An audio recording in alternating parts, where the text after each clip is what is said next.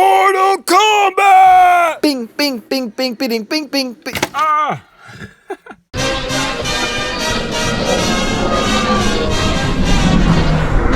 They call me Pounds, here I'm known as 978 Customs create, plus I rhyme great. YouTube, welcome back to another 978 Customs, and today I want to bring to you the unbelievable evil Gwen-Pool. That's not how you say it. I don't even know if evil is included, but I think she's the evil version of Gwenpool.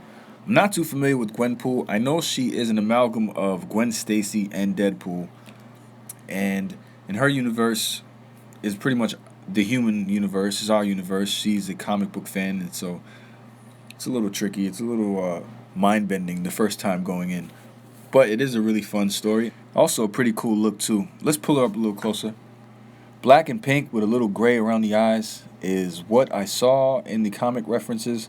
She's also wearing a cape in the comic, and I have a cape here, and I thought it was cool enough, but I'd rather not use it, and so I don't think I'm going to use it on this figure. It was a last-minute improvised thing. I wasn't asked to add the cape, but I thought it would look more accurate if the cape was on it. And it looks pretty cool, but it's just really tough to get on and off over the shoulder straps, so I'd rather not put it on. Maybe somewhere in the video I'll put it on for you guys. This was a commissioned figure, and I was just basically asked to repaint Gwenpool into this version. And this kind of almost looks like the Venomverse version of Gwenpool, just without the symbiotic look. But it's the same exact color scheme, so looks cool. Gwen comes with pretty much the same exact things she comes with normally, except here we have a cape on the right hand side, which came from a 3 3/4 inch Batman toy. Not sure exactly which one. I don't really collect Batman toys. It was something my girlfriend bought for my son for Christmas time a few years back, and one of the legs broke, and so I decided to take the cape off and use it for her. It looks really nice. It's a nice like rubbery material, and it just looks nice. It's just hard to put on. But on the left, you see we have all the hands.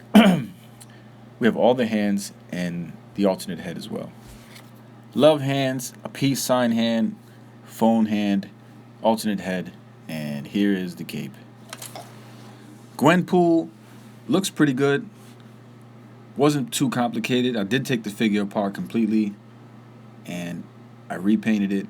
However, some of the pink is factory pink, and all I did was just match that color as best as I could to a couple other places. So I was able to leave on some of the factory pink and just replace the white with black, and then add my own pink along the way. I do think the pinks match for the most part. I mean, they might be a half a shade lighter or darker depending on where you look at it, but it's not bad. Swords still fit the hands. I didn't modify the swords at all. I should have painted the grips now that I think about it, but I did not. And I had already sent the figure out, so I am sorry if you wanted those grips painted. It's really easy though. You could get yourself some black paint and just paint over it really fast. Here's a closer look. Maybe you can tell which pink is factory and which pink is the one I applied. But they do seem seamless almost. It's hard to tell what was factory and what wasn't. Jumping in right into articulation, the head does go all the way up and all the way down to the point where it could look broken, but it does work for some pictures. Same thing with it going all the way up. Looks great from a bird's eye view perspective. Head does go left, does go right. You do get some personality pivot. I don't know what you call that, but you can shake the head side to side. Arms do go all the way up. You can rotate it 360 degrees. You got this single jointed elbow, wrist swivel and hinge as well. Then you got this diaphragm joint that doesn't really move at all, but it does spin around and rotates, and you shouldn't get any paint rub in this diaphragm joint. You can get the splits, but one thing I want to mention is you see that little white piece inside that ball joint? It's pretty impossible to eliminate paint rub in there. Those legs are going to be moving constantly, and you're just going to be rubbing plastic in there. And so, not that you'll see it in pictures or anything or in poses, but it is there. Legs go all the way up. They go all the way down. You can get the thigh to swivel right here. Goes all the way around. We got some double jointed knees, which serve its purpose pretty well. You get an ankle joint, a spinning hinge at the ankle, and an ankle pivot. Once again, I got this Mega Black accessory from Raphael, and I think it works pretty well in her hand. Her finger goes right over the handle, so it looks like she's gripping the side pretty well. Well, it looks like she's gripping the side like she's supposed to, and it fits right in. You could even like just put it in, but the finger gripping it just makes it feel so much better. I'm not gonna put this cape on, and I'm not gonna include it as part of the custom action figure because it only creates issues. It's hard to put on, and this is what I mean.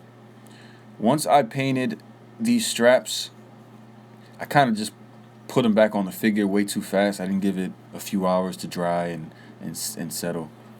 And so you can see here I have some paint rub in the back from the straps, which was terrible, man. It's my fault. I shouldn't have put it on. I was too eager to just take some pictures with it, and I made a mistake. See, these things too, I'd rather use some leather paint because they're flexible. And this is Angela's leather paint. It's green. I'm not going to use green, but it's the one I always have handy. But for accessories and things that are going to bend and twist, it's probably to use leather paint because it'll flex with it, where acrylic paint will crack immediately. And that's the problem. I used acrylic paint with these rubber things. Not that they're cracking, but it just rubbed off in the back.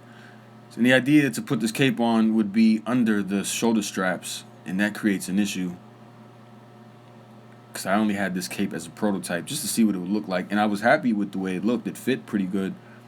I just haven't found a way to attach it completely and connect it. So I will not be using this. Gwenpool, evil Gwenpool, I'd like to call her. It is not symbiote Gwenpool. Some people assume she's a symbiote. Her symbiote form looks just like this to a degree, with the color scheme and everything, but it's just a little, the design is different and the legs are different.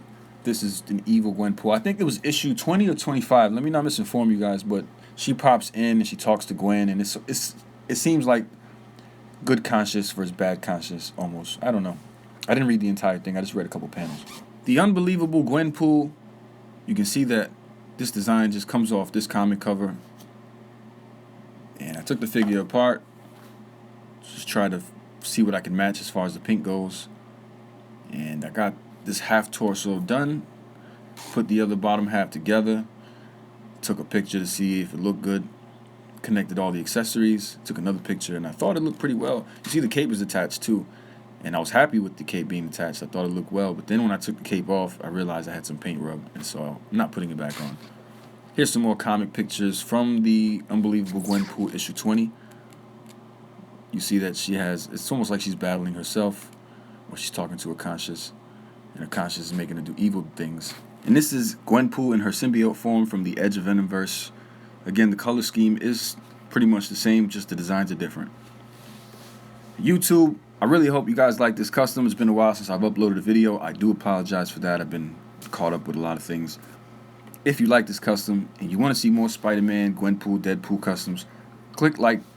Tell me down below what you think about this. Subscribe for more awesome content, and if you want to be notified as soon as these uploads go up, click that notification bell, and I'll see you on the next review. Stay tuned for the next review, because it's about to go down, baby.